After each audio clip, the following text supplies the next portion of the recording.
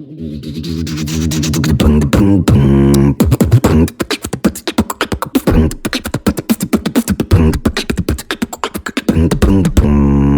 are now tuned into the Leader's Lens podcast.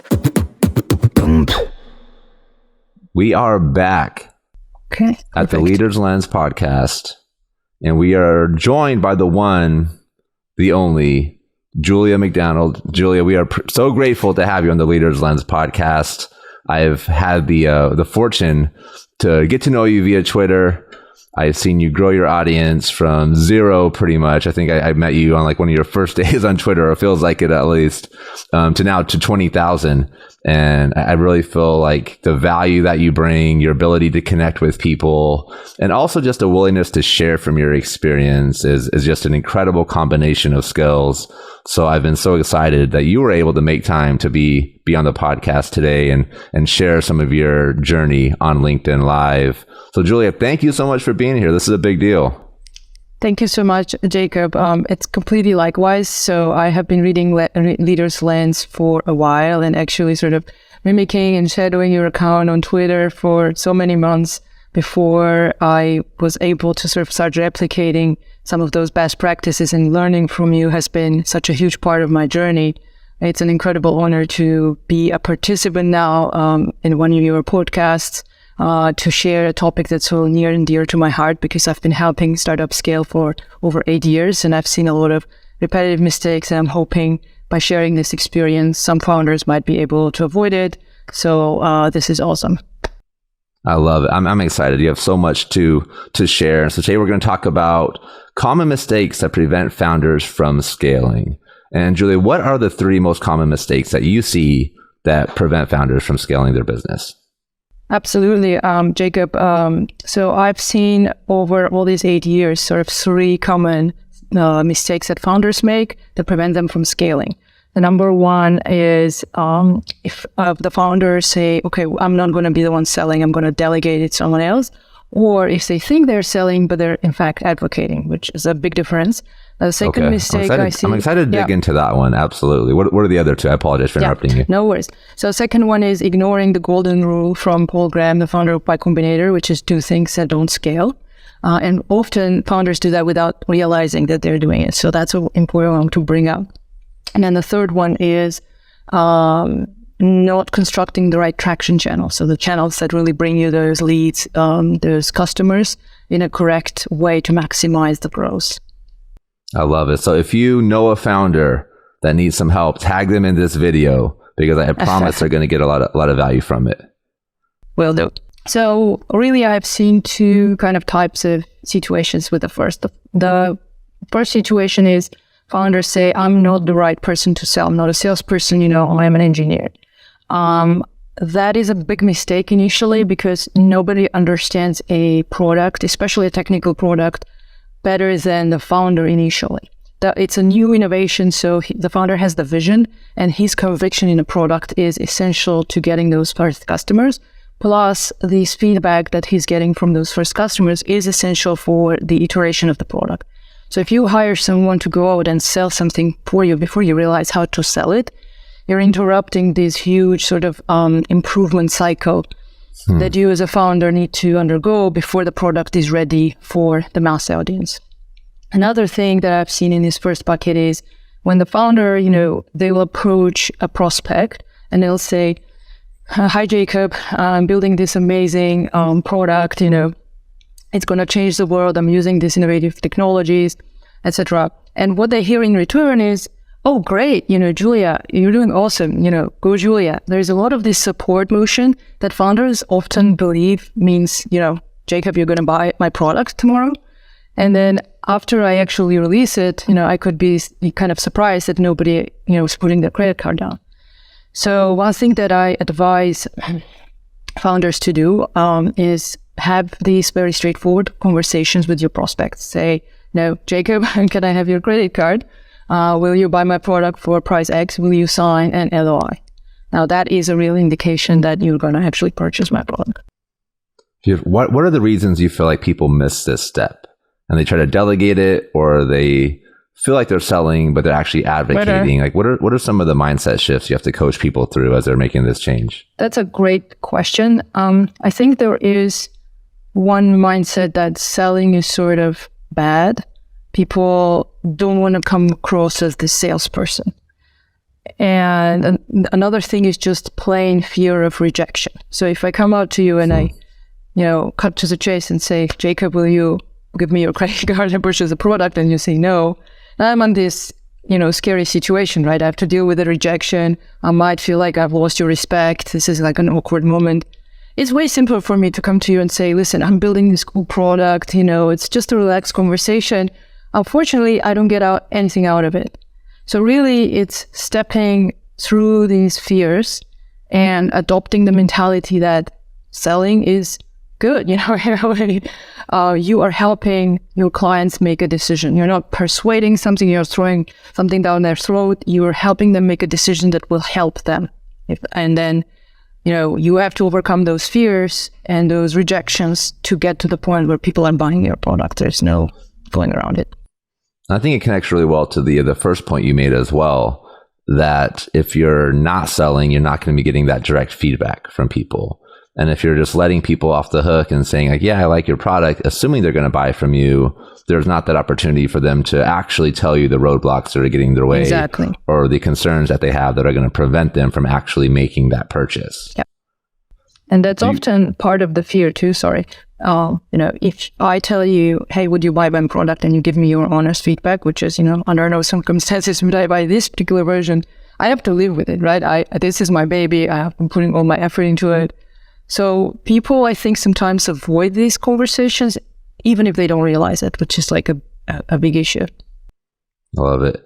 And the second piece there with the conversion is just being able to teach your next employee as well how to actually overcome the objections. If you've gone through the steps, you've seen it work, you can speak to confidence that this works because it's happened in the past. You have an experience and a track record there, as opposed to just assuming or hoping, where sometimes you're not able to speak quite as confident. Or if you do, then people feel like maybe this person is being dishonest with me because I'm trying this and it's not working, but they're saying that it worked well for them. So I think that's awesome. How would you define advocating and selling? Like, I think there's some subtle differences between the two. I'm curious to hear how you would define each. Yes, advocating is more having, more like informing someone. It's an inherently relaxed conversation where people are willing to support you, which is extremely common in Silicon Valley. Almost nobody will tell you, hey, this is a terrible idea, which is a good thing, right? But it's not helpful for sales. And so if you find yourself in this pattern of, hey, I just want to share this, it's more like in the tone of conversation rather than a firm definition. Hey, I just want to, let you know what I'm up to. I want to grab in coffee and just tell you what my latest thing looks like. The prospect doesn't realize that they are the prospect. They only want to support you. Versus a sale is being very straightforward. Saying, I consider you might be, a great fit for our product. Can I pitch to you? Can you tell me honestly if you would buy it? Beautiful. I love it. So let's move on to the second. Doing the things that do not scale, which really hits home for me because over these last couple of weeks, I gotten behind in replying to responses to my email newsletter.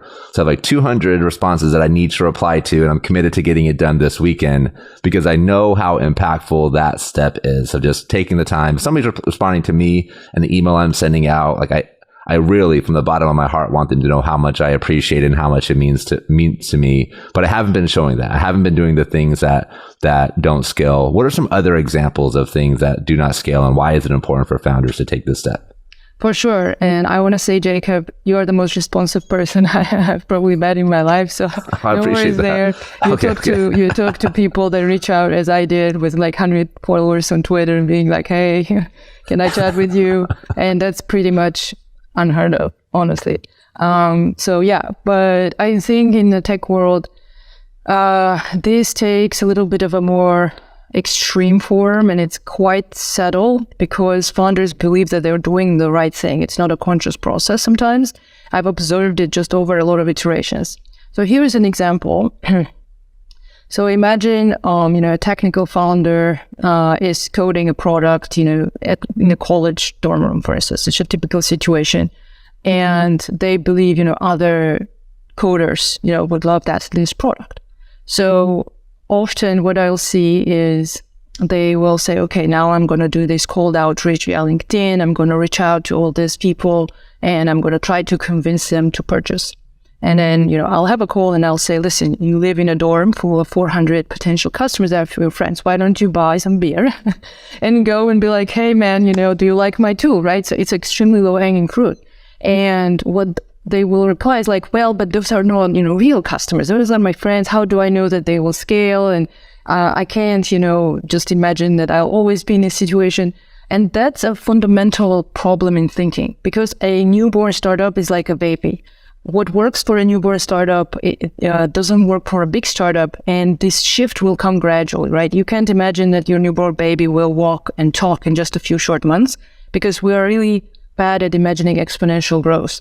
So the fact that you're selling initially to your friends, in a college dorm doesn't mean you always have to have this manual process, which depends on your relationship. Eventually, you will have a LinkedIn generation funnel. You will have maybe a sales force of 100 people. But initially, take those manual steps, take the low-hanging fruit, whatever it is. Maybe it's your uncle's best friend that's purchasing. Call your customers personally after every purchase. Send them a note. Maybe knock on their door. Basically, don't shy away from these manual steps. Those are really crucial for a newborn startup. How does that impact the next steps of the startup? Like when they skip that, how does that impact the future of the company versus the founder that is actually like, I'm going to get my hands dirty and get in the weeds? Like what are the differences we can anticipate? I think it gives the founders sort of a false sense of data, especially in the negatives, that, their startup is not needed and they'll never overcome this hurdle. I think a great example was Airbnb. Initially the founders, they would rent out their own couch. They would go and take pictures manually, post it to their friends. If those guys immediately set the goal as, a global company that people who have never heard of them come and book, and they would try to sell to complete strangers and even ask them to open up their house for guests, they would think, okay, there's never going to be a market. By starting with this manual small process, they got the data that they needed to validate. Skipping this step can be fatal for a company. Let's move on to the third. They mismanage their trajectory channels. What does this mean, and how do they prevent it? And this is especially crucial for B2C companies, but also for B2B companies.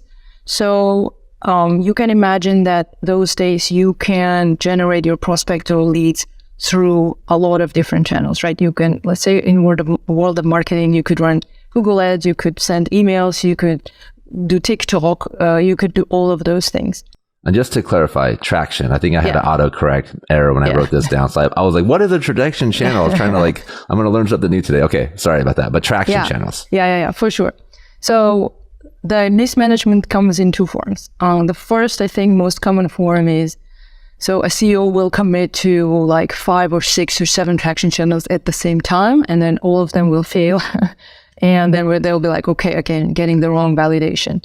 So mastering one traction channel, whether it's Google ads or, direct cold calls or something like TikTok, it's a huge process, right? We know Twitter is just one traction channel and we know how much effort we put into it.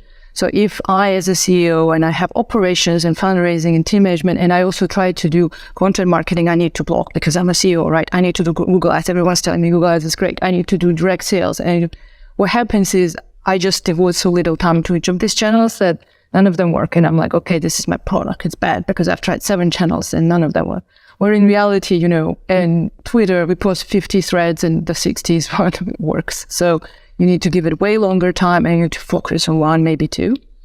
And then the second sort of side of the coin is founders will ignore traction channels that are sort of uncool. For instance, an app selling to drivers will say, hey, radio is old fashioned. I don't care about radio. I'm going to do, fancy TikTok ads. And I'm like, okay, it really doesn't matter whether something is cool, trendy, or, in the news. What you need to reach your audience. That means you have a person distributing flyers because that's where you convert your people, go for it. Like really give it some thought of where your customers are hanging out. Maybe print ads is the way that you get them, right? That's great. I think something I always remember Gary Vee saying is it's where the attention's underpriced. Like wherever you can get the best value to get in front of your audience, that's where you should be. It's not about like what's new and hip, because if it's new and hip and people are getting to it, it's probably more expensive because a lot of people are talking about it right now. There's probably some hidden gems out there, and that's phenomenal advice. How do founders find those? Like how do you help a founder find an avenue that's going to work well to get attention for their business? So that's a great question. So initially, I think it's just a brainstorming session where you write down all the traction channels. There is a great book by Gabriel Weinberg. I think he's the CEO of DuckDuckGo. And he just lists like 19 or 20 channels that people usually forget. So it's good to just put them all out in a whiteboard. And then what I recommend people do is basically trace their customer's journey, maybe different personas. Okay, where do they hang out? Is it somebody that's using their mobile phone to hang on, TikTok like Gen Z is doing, or do I use, Safari? What do I do next? What magazines do I buy? And then you connect that customer journey to those traction channels. Now you have sort of maybe 5 or 6. And then you want to assess the customers that are specifically closest to buying. So maybe there are a few personas who are already, expressing the pain strongly, and link them ideally to a specific traction channel. So for instance, in Facebook, if you can narrow your demographic to people who have purchased different types of running shoes in the last 2 months, and you're selling some really innovative running shoes, then this particular ad type might get the people that have this pain point because they keep trying to get the perfect ideal pair of running shoes. And then once you have these like narrowed down channels, just giving them at least 3 to 4 months of testing. And here the lean methodology comes to play. How can I test a channel with $1,000, right? Let me just run a few ads. Let me maybe put one, print ad and see how it works. Beautiful advice. I think you're so good at speaking to the details of a big picture, which is just such a valuable resource when you're teaching and helping people get better. And whenever I see your content, I just know you're coming from the right place of really just wanting to help out your audience, wanting to help people get better. Also, I feel like on Twitter, I want to talk about Twitter a little bit with you, because that's where we've kind of known each other and we know some of the same people. I feel like there is just like this incredible group of people that are in the world of leadership development that are all very supportive of each other. And we've kind of found each other through different pockets, but I feel like everybody is out there, like honestly hoping the people around them win. And partly and also these people are rising to the top because that's just what wins right now on social media. Like people want to be part of that type of energy. So when you see people supporting each other, I feel like those are the creators that are being elevated and get more attention. What have you learned as you've gone through this Twitter journey and you're right now just on an exponential growth path? I think the last couple months have been a little bit funky because of some of the algorithm changes and things that worked well in the past haven't been working as well. But what have you been learning recently? I'm curious to hear. For sure, Jacob. So this is a great question because I think Twitter journey has been so transformative for me. So first thing that I learned, maybe a little counterintuitive, but I've learned that, just putting myself out there, not in one-on-one conversations, but, in front of many people, it's less scary than I imagine. So for everyone out there right now that, you're thinking, okay, I will never be doing any social media because that's just not who I am. It's a really transformative experience because once I start tweeting about it, I have a huge sense of, gratitude and being able to help someone because people write me, oh, this is what I sort of was hoping to hear today. And I'm like, it just changed my day. It affected me better than people I'm kind of writing to. And then I learned that by tweeting, I get all these connections and friends that I would otherwise never find because those are people, from the whole world that are doing such different things. There's like a journalist that spent 7 years in China, and then there's somebody who is, a tech director at MIT, and so I am able to connect to extraordinary people that come from different avenues of the world, and that's transformative for our perspective of the world, right? We all are shaped.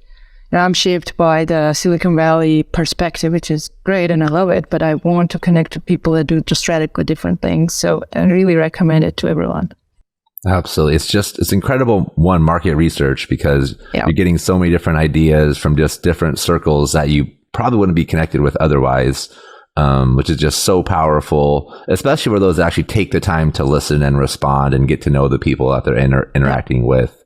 But then also just the friendships that form. I really felt like that's the game on social media, is just being social, being okay, just like putting yourself out there and meeting new people, and not with some sort of an objective in mind always. Like if you're there to grow your business, of course, and it's okay to sell and be part of that. But I think the first step is like just building that relationship and getting to know somebody and just understanding the value that people bring. It's incredible. Yep. I agree. I mean, of course, we respond better to people who are just genuinely out there connecting. And that's maybe even the majority of people that I've met. So I was really lucky. I love it. And then what are your current traction channels? We talked about that, being the third piece for founders, but where are you finding the most success right now? Yeah, I mean, it's been quite traditional. So I, work through Twitter and then through LinkedIn. And I advise startups through various accelerators. And that's traditionally sort of been my most successful avenue for growth, like be it Berkeley Skydeck or a few others, because of course those accelerators, they sort of do a lot of work for you. So they pre-select startups, of course, the best ones that fit their criteria, and then they connect their mentors to the startups that they think they will connect best and provide more value. So during those meetings, I get to talk to people who are genuinely, looking forward for my help. And that's like a very rewarding conversation typically. I love it. What's next? What's next for Julia? I'm always excited to hear what people are working on. Sorry, I missed part of the question. What's next for you? What's the next thing you're working on? Anything that we should be looking out for? For sure. Yeah, I am right now mostly working in the marketing area. So helping founders, with those traction channels, with scaling, kind of as a fractional CMO. And then I typically advise founders also from the operations and fundraising perspective, just because I have a lot of experience and get to become part of the conversation. So, those areas. I love it. If you're not already following her on Twitter, make sure you do at Julia_M_MAC. Incredible follow, always beautiful insights, and somebody that's always ready to connect and help people be better. Also does a great job on LinkedIn, so make sure you're following Julia McDonald on LinkedIn as well. We'll make sure we include the link in the show notes. But Julia, I appreciate you so much for being on the Leaders Lens podcast. I know our audience will get a ton of value from this. And if you have questions or thoughts, feel free to reach out to us in the DMs. We're always open to respond and help how we can. It's a big deal. We're just going to win everything forever. If you're with Julia and you're with Leaders Lens, you're going to win everything forever. That's what we're focused on right now. People are winning big out there, and it's a lot of fun. I appreciate you, Jacob. It's always incredible chatting, whether it's live podcast or, via Twitter, via DMs, in any form. Do